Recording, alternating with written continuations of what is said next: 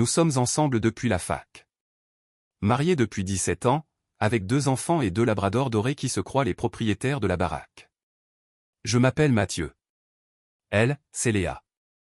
De l'extérieur, on avait l'air solide au boulot stable, maison correcte, vacances en famille, réunion de parents d'élèves, tout le tremblement. Le genre de couple qu'on voit au barbecue et qu'on se dit, ouais, ils ont tout compris. Et peut-être que oui. Pendant un moment, en tout cas. Je bosse comme biologiste marin. Pas le genre qu'on voit à la télé avec des dauphins et des caméras. La plupart du temps, c'est des tableaux de données, des échantillons d'eau de mer, et fixer des rapports sur la croissance des coraux jusqu'à ce que les yeux me brûlent. J'aime ça, pourtant. L'océan ne ment pas. Il est constant, prévisible si on le comprend. Léa donne des cours de cuisine locale à la MJC et anime des ateliers privés à côté. Elle est douée. Vraiment douée. Les gens suivent son Instagram juste pour les photos de dressage. Et ouais, elle est belle. Pas mignonne, pas jolie, belle. Cheveux blonds qui tombent toujours pile comme il faut. Longues jambes, posture parfaite, et une présence qui fait tourner les têtes sans même essayer. C'est le genre de femme qui rit de tout son visage et qui récolte des compliments d'inconnus quand on choisit des pastèques au supermarché. Je m'en fichais. J'étais fier, même. J'avais pris l'habitude que d'autres mecs la regardent en coin. Je souriais, serrais sa main un peu plus fort, et me rappelais qu'elle était à moi. Ça voulait encore dire quelque chose. C'était il y a environ 3 vendredis que j'ai remarqué le changement. Elle est descendue en petite robe noire moulante plus courte que tout ce que je lui avais vu pour une soirée et des talons qui la rendaient plus grande que moi quand elle se collait. Son maquillage était plus chargé que d'habitude, mais pas tout mûche. Juste, différent. Rouge à lèvres plus vif, cils plus longs, regard plus affirmé. Elle était canonne. Pas de doute. Mais quelque chose ne collait pas avec elle. Pas la Léa que je connaissais, en tout cas. Tu vas où? J'ai demandé, même si je savais qu'elle avait prévu quelque chose. Sortir avec les filles, elle a répondu en attrapant son sac comme si elle était en retard. Juste des verres et discuter. Pas besoin de m'attendre. Cette dernière phrase m'a agacé. On n'avait jamais fait ce truc du « pas besoin de m'attendre ». Même quand elle avait des cours tardifs ou des soirées filles, elle disait toujours « je rentre vers minuit » ou un truc du genre. Il y avait du réconfort là-dedans. Une routine. Quelle fille? J'ai demandé, en gardant un ton léger. Elle a hésité.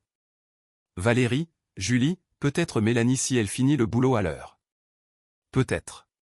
Peut-être. Ça, c'était nouveau. D'habitude elle connaissait tout le programme, quel endroit, qui conduisait, qui venait. Là, tout était flou.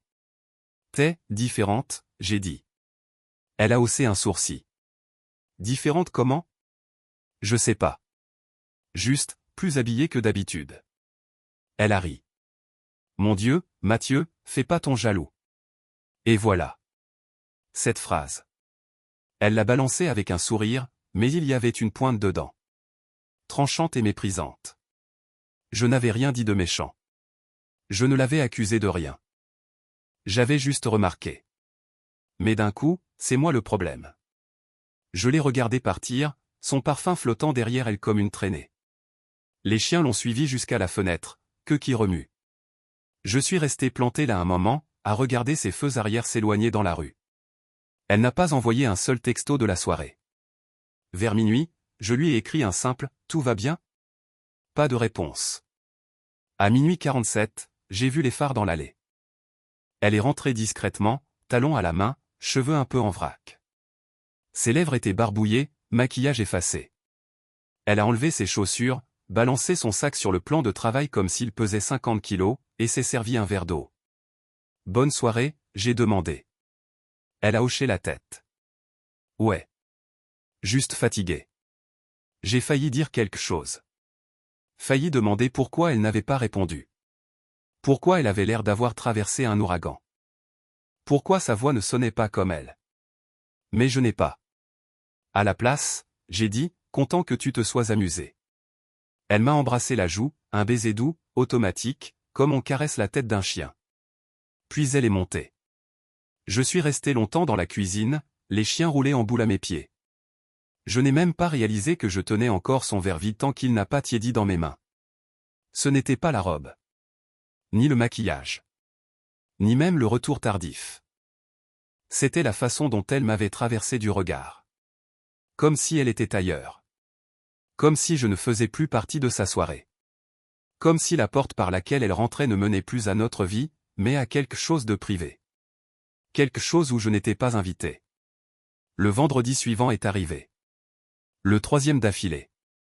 Léa s'est encore habillée au jean moulant cette fois, talons qui faisaient ce clac-clac-clac sec sur le carrelage, et un chemisier que je n'avais jamais vu. Rouge. Pas le rouge qu'on porte à l'église ou au dîner familial, mais celui qui crie « Regarde-moi ». Ses cheveux étaient lissés à plat, eyeliner plus foncé que d'habitude, et elle portait un parfum que je ne connaissais pas doux et lourd.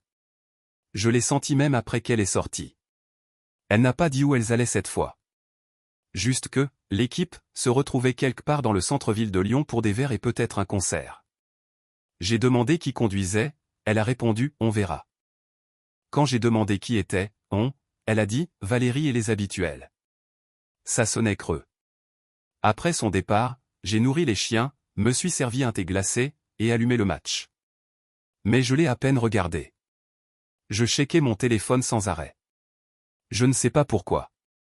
Elle n'écrivait pas, et je ne m'y attendais pas vraiment. Pourtant, sa façon de partir pressée, distraite, vague me donnait l'impression d'être gérée plutôt que parlée. Vers 23h30, la curiosité m'a pris et j'ai ouvert Instagram. Juste pour scroller. Tuer le temps. C'est là que j'ai vu un truc qui m'a noué l'estomac. Valérie, que Léa avait citée comme l'une de ses filles pour la soirée, avait posté une photo cet après-midi-là. Un paysage d'automne, feuilles rouges, montagnes au loin, et un lieu tagué, Chamonix, Haute-Savoie. Elle était en week-end. Le post était récent. Il y avait même des commentaires d'amis qui lui souhaitaient un bon repos. Donc Valérie n'était pas avec Léa ce soir-là. Mon cerveau s'est mis à tourner. Si Valérie était à Chamonix, et qu'elle était censée être avec Léa, alors avec qui Léa sortait vraiment? Je ne voulais pas conclure trop vite. Je me suis dit que peut-être les plans avaient changé. Peut-être quelqu'un d'autre était venu. Peut-être Valérie était rentrée plus tôt même si ça n'avait pas de sens. Bref, je n'ai pas confronté Léa tout de suite. Je suis juste resté là. C'était calme dans la maison. Trop calme. Les chiens dormaient sur le tapis près de la porte arrière, secoués de rêve. La glace dans mon verre avait fondu. La télé était allumée, mais je n'aurais pas su dire quelle chaîne. J'ai regardé l'heure aux 2h10. Toujours rien dehors. Pas de voiture. Pas de porte. Juste moi, fixant le reflet du salon dans l'écran noir de la télé. Puis j'ai entendu des pneus sur le gravier. Des phares ont balayé l'allée. Une portière a claqué. Des talons ont claqué sur le trottoir. La clé dans la serrure a été lente, maladroite. La porte a grincé. Léa est entrée, chaussures à la main, sac qui glissait de son épaule. Ses cheveux étaient en désordre maintenant. Son rouge à lèvres à moitié parti. Il y avait une trace sur sa joue, ou peut-être du mascara, peut-être juste la nuit qui l'avait rattrapée. Elle avait l'air de quelqu'un qui avait été dans un endroit bruyant et enfumé, où on se penche pour parler. « Salut », j'ai dit depuis le canapé. Elle a sursauté un peu. « Oh salut. Je savais pas que t'étais encore debout. » J'ai regardé l'horloge derrière elle. Il est plus de 2 heures. Elle a ri légèrement, comme si ça n'avait pas d'importance. Ouais, désolé. On a perdu la notion du temps. On a mangé un bout, puis la circulation était dingue pour rentrer. Vous étiez où? Elle a cligné des yeux. Centre-ville. Juste, quelques bars. Qui était là? Elle s'est frotté le front comme si elle avait mal à la tête. Valérie, Jessica, je crois que Nathalie est venue aussi, et, je me souviens plus des autres. J'ai hoché la tête lentement. Valérie est à Chamonix. Ça l'a figé une demi-seconde. Elle s'est reprise vite. Quoi? Non, je l'ai vue. Elle est rentrée. Aujourd'hui. Elle a marqué une pause. Non, je veux dire, elle disait qu'elle rentrait. Peut-être qu'elle a changé d'avis? Ça ne collait pas. Rien ne collait. Je n'ai pas insisté.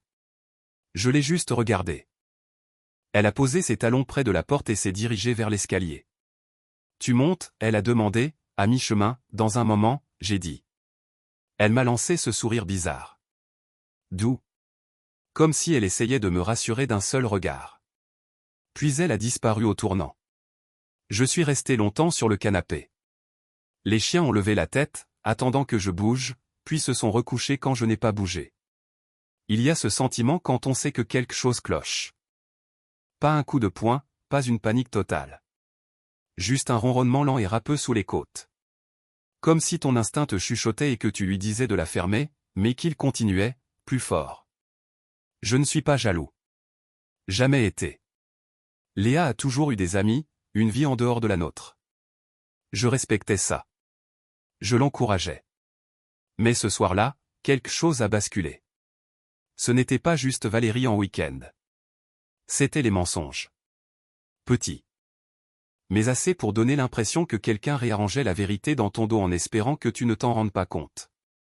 Je suis resté là à caresser notre vieux labrador, Max, à me demander comment j'avais laissé les choses en arriver là quand j'étais devenu le mec qui regarde sa femme rentrer comme si elle vivait une seconde vie.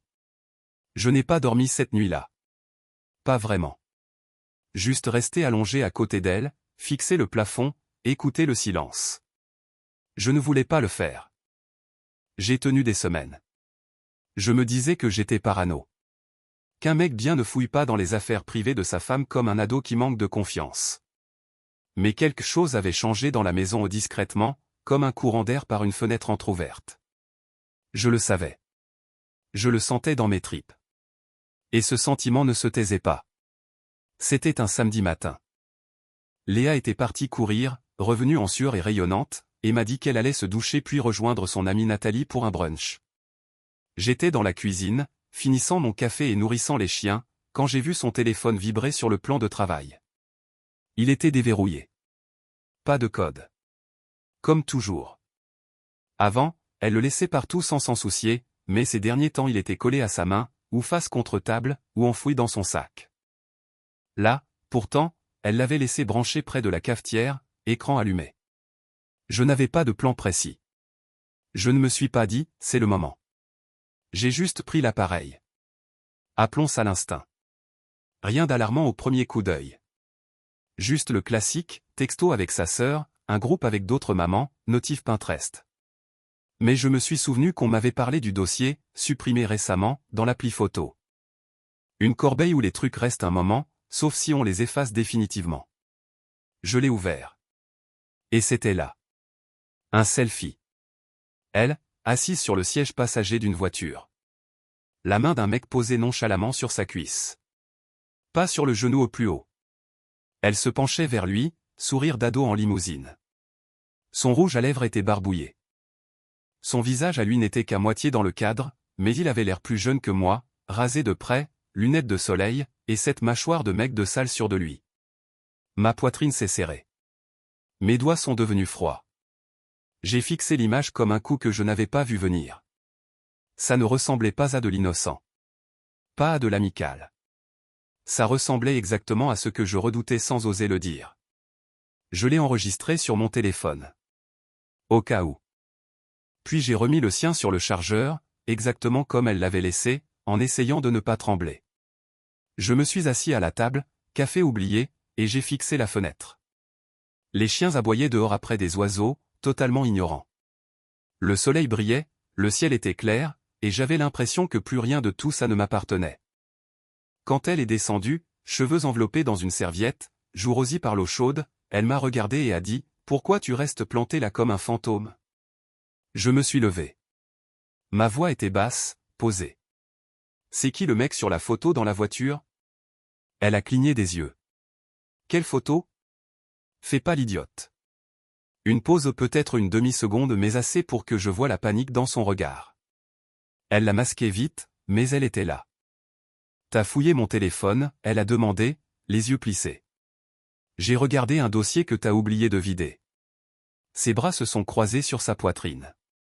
Waouh. Vraiment mature, Mathieu. Fouiller ma vie privée comme un contrôleur. Ma mâchoire s'est crispée. Y a une photo de toi avec un autre mec. Sa main sur toi. Toi qui souris comme si t'étais amoureuse. Elle a ricané. T'es dramatique. C'était juste une photo. Avec un inconnu qui te touche comme ça? Tu comprends pas. Elle a explosé, soudain furieuse. Tu comprends pas ce que c'est d'être coincé dans cet aquarium de vie.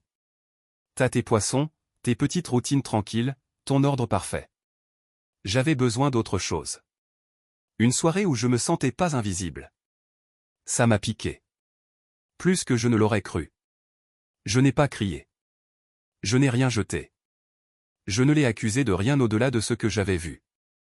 Je suis juste resté là pendant qu'elle arpentait la pièce, se défendait, me renvoyait tout. T'es juste jaloux, elle a dit. Jaloux que j'ai une vie en dehors de cette maison. Que des gens veuillent encore passer du temps avec moi. T'as tes livres et tes cartes marines et ton petit monde en bas dans ton bureau. J'en ai marre de marcher sur des œufs avec ton silence tout le temps. Elle a continué, mais j'ai arrêté d'écouter. Ma gorge était nouée. Ma poitrine faisait mal, lentement, comme si on pesait dessus de tout son poids. Le même sentiment quand on réalise que c'est fini et qu'on ne peut rien y faire. Je ne voulais pas pleurer. Non. Mais j'avais une boule dans la gorge si grosse que je ne pouvais pas parler. Alors je n'ai pas parlé. J'ai pris mes clés sur le crochet, passé devant elle, et sorti. Je suis monté dans le pick-up et j'ai roulé. Pas de destination. Juste loin. Je me suis garé sur le parking d'un McDo à 15 minutes de la maison. J'ai coupé le moteur, fixé mes mains sur le volant comme si elles ne m'appartenaient pas. Des gens passaient. Un couple d'ados à vélo. Un père avec son gamin. Je suis juste resté là. Pas commandé. Pas appelé. Juste là. J'y suis resté presque 2 heures. Je ne me souviens pas d'avoir pensé à quoi que ce soit de précis. Juste un brouillard d'angoisse, de tristesse, d'humiliation, de confusion. Je repassais en boucle, son sourire sur la photo, la main du mec, la façon dont elle m'avait regardé comme si j'étais le méchant rien que pour avoir posé la question. Je n'arrivais pas à comprendre. Toujours pas. Finalement, j'ai redémarré et je suis rentré. Je n'ai pas dit un mot en passant la porte. Elle était sur le canapé à regarder une série comme si de rien n'était. Je suis allé dans la chambre d'amis et j'ai fermé la porte. C'était la nuit où j'ai cessé de croire qu'on était dans la même équipe. 4 jours s'étaient écoulés. Léa et moi n'avions presque pas parlé depuis. Elle se déplaçait dans la maison comme si tout allait bien, faisait à manger, demandait des nouvelles des enfants, pliait le linge en fredonnant. Mais ça n'allait pas. C'était calme, ce calme factice et poli qu'on n'a qu'après une trahison de confiance et qu'on fait tous les deux semblant de ne pas voir les décombres dans la pièce. On ne s'est pas disputé. On n'a pas crié. Ça aurait peut-être été mieux, d'ailleurs. Au moins crier veut dire que quelque chose vit encore. Là, c'était le silence.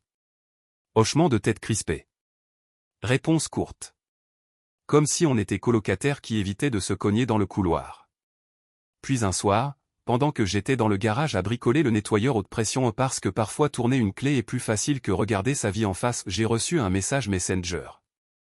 Pas une notif. Un vrai message. De Valérie.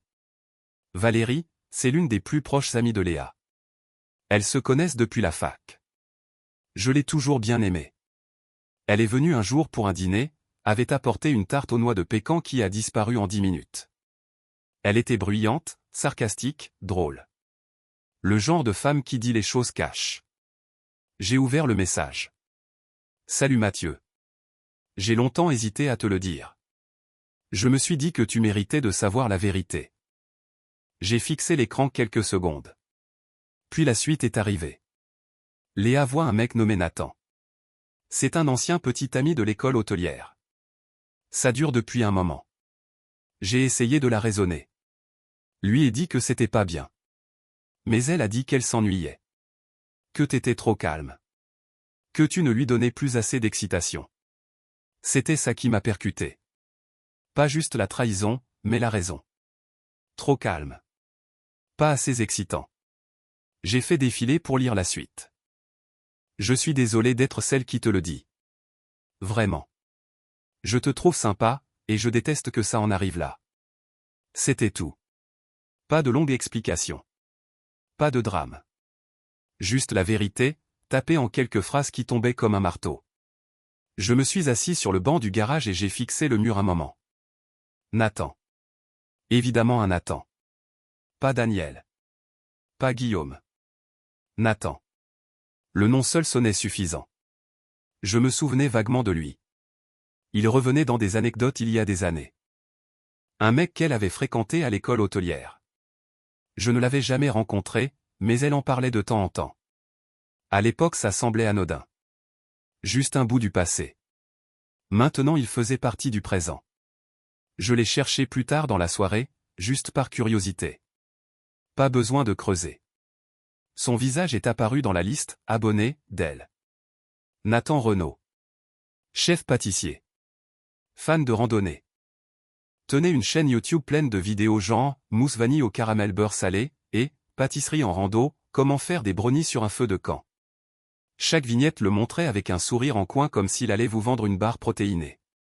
T-shirt moulant, cheveux brillants, ces petits bracelets que les gens portent pour paraître profonds. Il avait l'air du genre de mec qui dit « Namaste » après le brunch. J'ai scrollé quelques posts. Elle était la Oléa Oli Cantou. Commentant parfois avec des émojis. Mains qui applaudissent. Feu. Sourire. Je n'ai rien screenshoté. Rien envoyé. Rien suivi.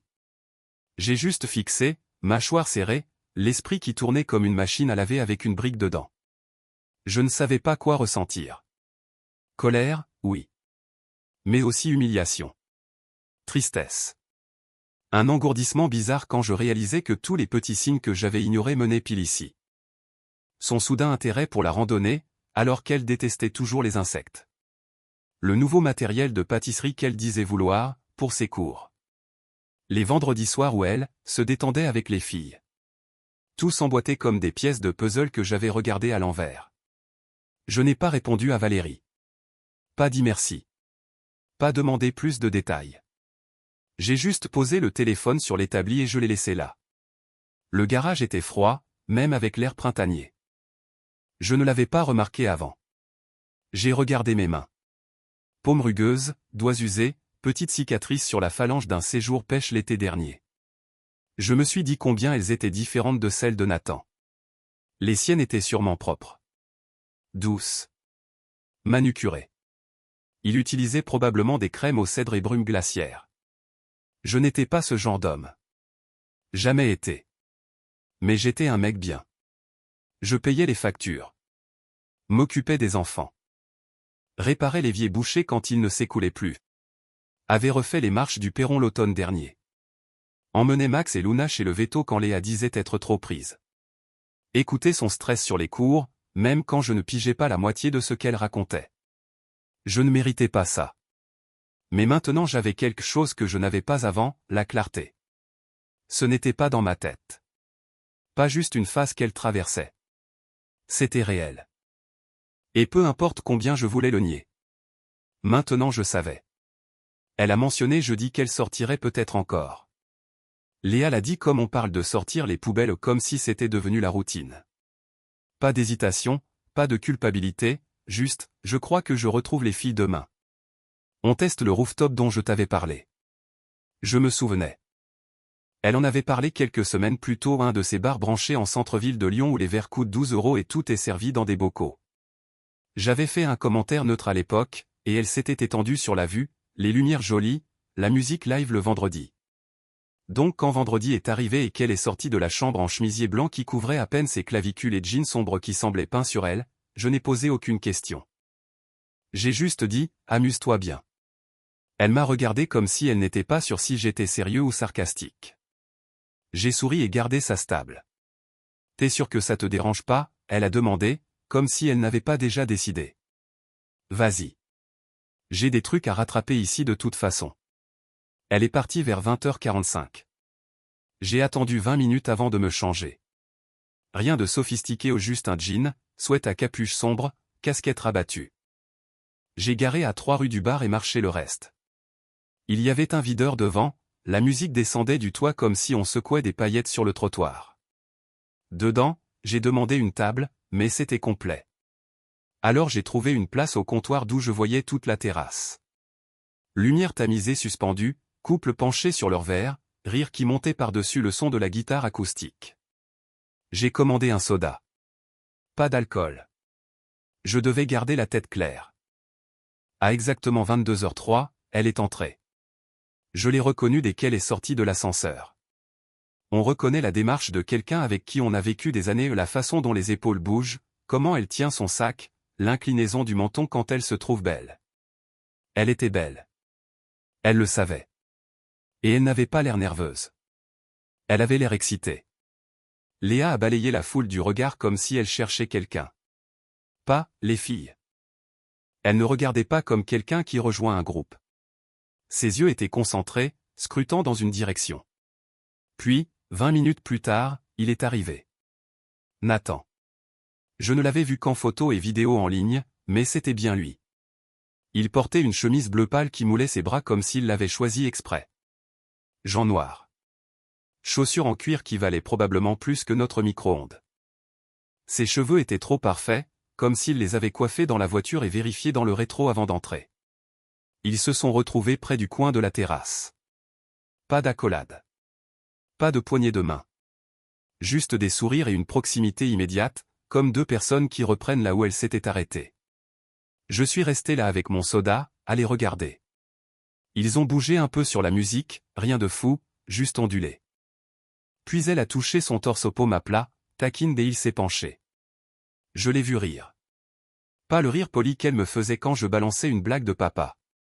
Celui-là était complet, tête renversée, yeux qui pétillent. Ils ont dansé peut-être 10 minutes, puis se sont assis à une table d'angle avec des verres. Elle se penchait quand elle lui parlait, doigts qui effleuraient son bras. Il a posé sa main sur son genou sous la table. Je ne voyais pas, mais j'ai vu son corps se tourner vers lui. Puis est venu le moment qui a tout fait basculer pour moi. Ils se sont relevés, dansés plus franchement cette fois. Ses mains à elle dans ses cheveux à lui. Les siennes autour de ses hanches, la tenant comme quand on ne veut pas que quelqu'un d'autre s'approche. Et puis elle l'a embrassé. Pas rapide. Pas discret. Le genre de baiser qu'on retient. Celui qui dit on attendait ça. J'ai eu l'impression qu'on me versait de l'eau bouillante dans la gorge. Mes mains sont devenues engourdies. J'ai serré mon verre si fort que le barman a dû penser que j'allais l'exploser. Je n'ai pas bougé. Pas levé. Pas traversé pour faire un scandale. Je suis juste resté là à regarder, comme un mec qui voit sa maison prendre feu par la fenêtre, sachant que tout dedans sera parti au matin. Je suis resté encore 10 minutes, assez pour les voir commander une autre tournée et rire encore. Je pouvais capter sa voix par bribes, aiguë et joueuse, comme si elle n'avait pas préparé le dîner des gosses 2 soirs avant. Quand je me suis levé, j'ai laissé un billet de 20 sur le comptoir même si je n'avais pris qu'un soda. Je suis sorti, respirant fort. L'air m'a frappé au froid et vif. La musique s'est estompée derrière moi tandis que je retournais au pick-up, passant devant des couples en rencard, des gens qui prenaient des selfies, un groupe d'étudiants qui riaient d'un truc qu'ils oublieraient demain. J'ai roulé fenêtres ouvertes, espérant que le vent me nettoie la tête. Ça n'a pas marché. Je me suis garé dans l'allée et je suis resté là un moment, fixant la lumière du perron, à me demander combien de mensonges j'allais encore entendre avant la fin du week-end. Je n'ai pas pleuré. Pas là. Mais je me sentais vide. Comme si on m'avait vidé le milieu et jeté sans prévenir. Cette nuit-là, je ne l'ai pas attendu rentrer. Je savais déjà qui franchirait la porte. Et ce n'était plus ma femme. Je suis rentré un peu après 23 heures. Elle était encore dehors. Je me suis dit qu'elle devait l'être probablement sur une terrasse quelque part à siroter un truc rose avec une petite ombrelle, encore collée à ce mec comme si elle n'avait rien à perdre. Je ne l'ai pas attendu. À la place, je suis allé direct dans le bureau, j'ai ouvert le tiroir où je rangeais le papier d'imprimante, et j'ai sorti la copie que j'avais faite de la photo de la voiture. Celle que j'avais trouvée dans son dossier supprimé. Je l'ai réimprimée nette, propre, sur du papier blanc classique. Pas de retouche. Pas de cercle. Pas de commentaire. Juste l'image d'elle assise à côté d'un mec avec sa main sur sa cuisse, tous les deux hilars comme s'ils partageaient une blague privée. Je l'ai scotché au centre d'un cahier et j'ai écrit une phrase dessous. Tatou brûlé pour un mec qui fait de la brioche sur TikTok. Je ne vais pas me battre pour quelqu'un qui m'a quitté il y a des semaines. Je n'ai même pas mis son nom. Je l'ai juste laissé là, comme une lettre mal acheminée. Après, je suis monté et j'ai sorti le vieux sac de sport noir du placard. J'ai commencé à plier des vêtements en chemise, jeans, chaussettes, les godasses confortables que j'oublie toujours en voyage. Pas un mot. Pas de musique. Juste plié. Calme. Concentré. La maison semblait différente. Comme si elle appartenait déjà à quelqu'un d'autre. À 1h15, j'avais presque fini. Sac fermé. Trousse de toilette prête dans un petit kit voyage. Chargeur regroupé. J'ai même pensé à prendre le passeport dans la boîte ignifugée de la table de nuit. À 1h31, j'ai entendu la clé dans la serrure. La porte s'est ouverte. Elle est entrée en riant doucement pour elle-même, comme si elle venait d'entendre la meilleure histoire de sa vie. Puis elle s'est arrêtée. Elle avait dû voir la lumière à l'étage, ou la valise ouverte sur le lit. Mathieu, elle a appelé, la voix soudain incertaine. Je n'ai pas répondu. J'ai juste continué à plier ma chemise à carreaux et à la poser sur le sac. Elle est montée, plus lentement, comme si ses jambes pesaient. « Qu'est-ce que tu fais ?» elle a demandé en entrant dans la pièce. Je l'ai regardée. Pas avec haine. Pas même avec colère. Juste, avec la finalité de quelqu'un qui a assez séjourné dans le feu. Je fais mon sac, j'ai dit. Pourquoi? Je n'ai pas répondu. Elle a vu la photo alors, sur la table de nuit. Son visage a changé. D'abord confusion. Puis culpabilité. Puis panique. Oh mon Dieu, elle a dit, presque dans un souffle. Elle s'est approchée et l'a prise comme si elle pouvait mordre. Je peux expliquer.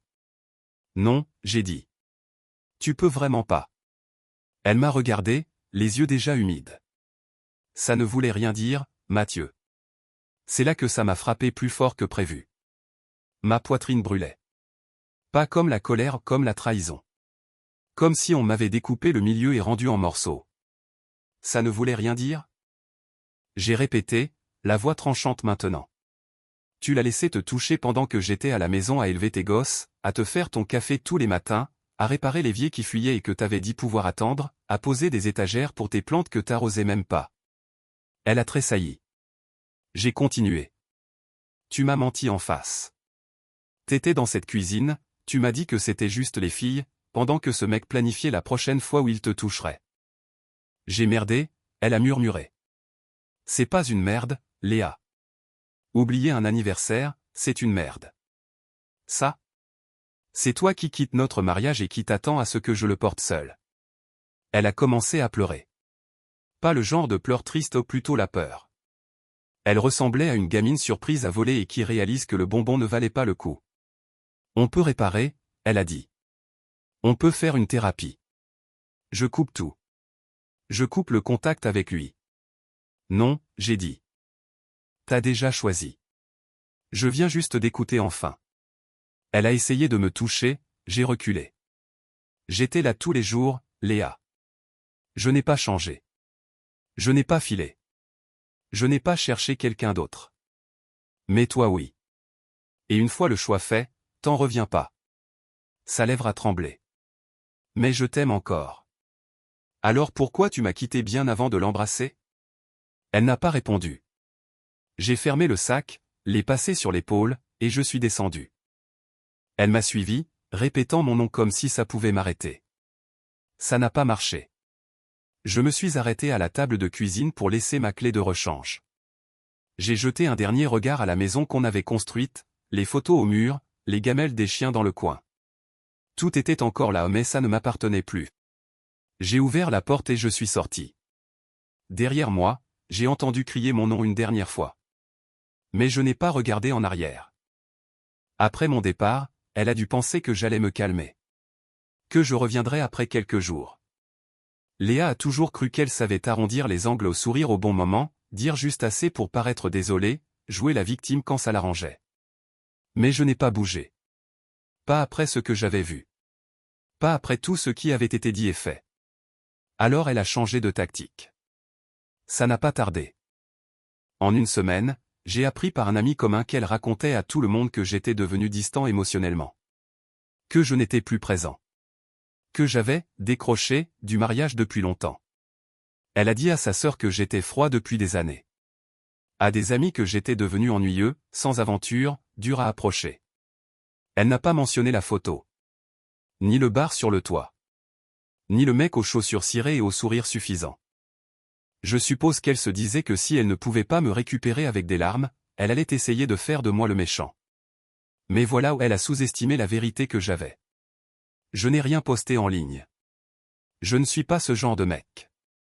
Je n'allais pas étaler notre linge sale dans les groupes ou sur une page publique. Mais j'avais des preuves. Simples, concrètes, irréfutables. Un dossier plein de captures. Textos. Likes et commentaires sur les réseaux. Le selfie de son téléphone. Daté, géolocalisé. Ça ne criait pas. Ça existait, c'est tout. Alors j'ai contacté quelques personnes en privé. D'abord, sa sœur Aline. Je l'ai toujours bien aimée. Franche, gentille, pas peur de dire ce qu'elle pense. Je lui ai envoyé un court message. Je veux juste que tu saches ce qui s'est vraiment passé. Je sais que Léa a sa version. Voici la mienne. J'ai joint la photo que j'ai trouvée. Je ne cherche pas la pitié ou juste la clarté. Elle a répondu presque tout de suite. Oh mon Dieu. Je savais pas. Elle m'a dit que t'avais arrêté d'essayer. Que tu t'en fichais. Je me sens mal. Je suis vraiment désolé, Mathieu. Je lui ai dit que ce n'était pas sa faute. Les gens entendent ce qu'ils veulent, et Léa a toujours su se faire passer pour la victime. Ensuite, j'ai contacté son père. Ça a été plus dur. L'homme m'a été sympa dès le début. M'avait emmené pêcher la première année où on s'était mis ensemble. M'avait appris à griller un steak parfait. Le genre de beau-père que la plupart des mecs rêvent d'avoir. Juste, ferme, toujours respectueux. Je ne lui ai pas envoyé la photo. Juste un message. Je voulais que tu l'apprennes de moi.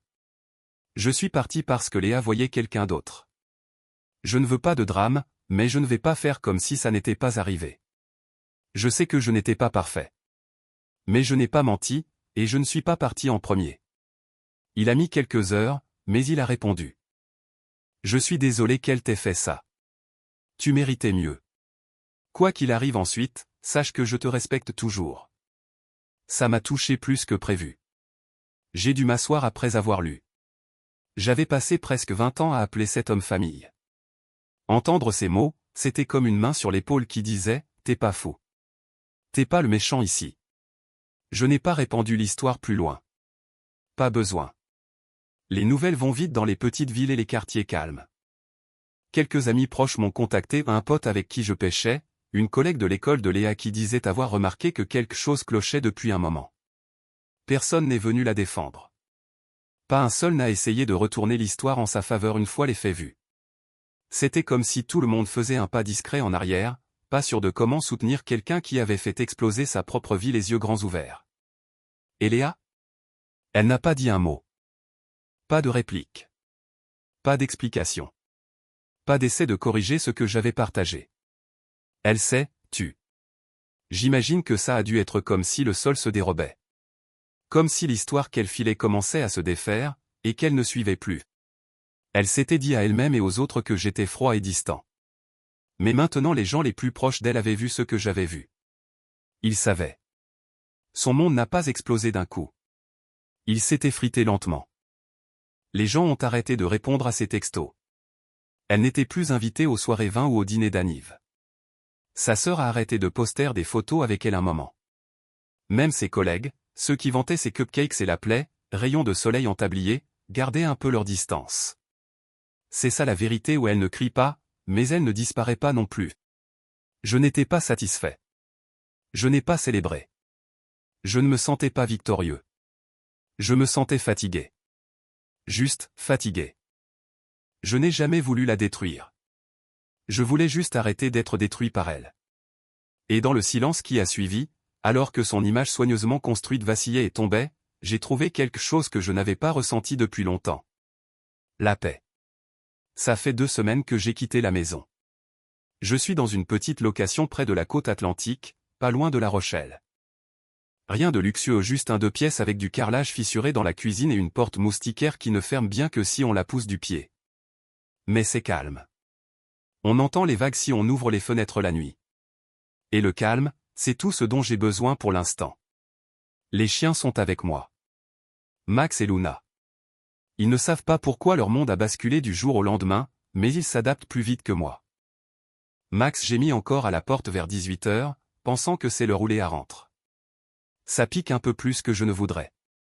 Mais il se calme quand je lance la balle ou que je gratte ce coin doux derrière son oreille. Les chiens ne demandent pas d'explication. Ils veulent juste qu'on soit là. Les enfants restent chez leurs grands-parents le temps qu'on règle tout. Je leur parle tous les jours. Je ne sais pas ce que Léa leur a dit, mais je garde ça simple, papa a besoin de temps, d'espace. Ils sont malins, ils feront le lien tôt ou tard. C'est un autre poids sur ma poitrine, comment leur dire la vérité sans leur faire sentir qu'ils perdent plus qu'ils n'ont déjà perdu. Léa n'arrête pas de m'envoyer des textos. Le premier soir, rentre à la maison, s'il te plaît. Le lendemain matin, on peut parler? Puis les messages vocaux. Les excuses. Les regrets. Des phrases comme « J'ai fait une erreur. Ça ne devait pas aller si loin. Tu me manques. Nous me manques. Réparons ça. On peut recommencer. » Parfois je fixe l'écran, pousse au-dessus du bouton répondre, à me demander si je devrais. Si je devrais écouter. Après tout, on a construit une vie ensemble. Fait une famille. Partagé des anniversaires, des road trips, des blagues internes. Ça ne s'efface pas comme ça. Mais je me souviens de son regard quand elle était à côté de lui sur ce toit. La façon dont ses mains passaient dans ses cheveux. Le sourire qu'elle lui donnait à celui qui était à moi avant. Je ne peux pas effacer ça. Je ne peux pas oublier comment elle l'a défendu. Comment elle a essayé de me faire porter le chapeau. Comme si j'étais la raison pour laquelle elle s'était écartée. Comme si j'étais un mec en carton qui ne riait jamais, n'essayait jamais, n'était jamais là. J'étais là tous les jours putain. Même fatigué. Même quand le monde pesait trop. J'ai continué. J'ai tenu ma part du contrat. Mais elle a lâché la sienne il y a longtemps, et ne m'a juste pas prévenu. Je sais que les gens font des erreurs. Je ne suis pas parfait. J'ai oublié des anniversaires, raté des dîners à cause du boulot. Je me suis déconnecté quand elle parlait d'ingrédients de gâteau ou de mise en page Pinterest. Mais j'étais là. J'étais dedans. Je n'ai jamais décroché en tête ou en cœur. Donc non, ça ne se répare pas avec un message ou un appel larmoyant. Là, j'essaie juste de respirer. D'essayer de savoir qui je suis hors d'être un mari. De me rappeler ce que j'aimais avant que mes journées tournent autour des sautes d'humeur et des excuses tardives de quelqu'un d'autre. Je n'écris pas ça pour de la pitié. Je ne sais même pas pourquoi je pose ça, franchement. Peut-être juste pour vider mon sac. Pour que les pensées ne restent pas coincées dans ma tête toute la journée. C'est la période la plus seule de ma vie.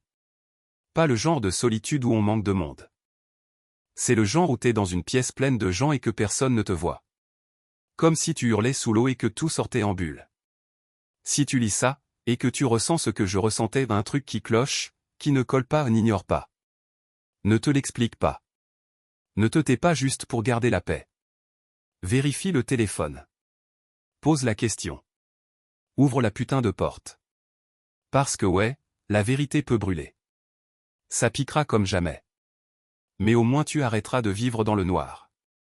Au moins tu arrêteras de te demander si t'es fou. Au moins tu sauras enfin où tu en es.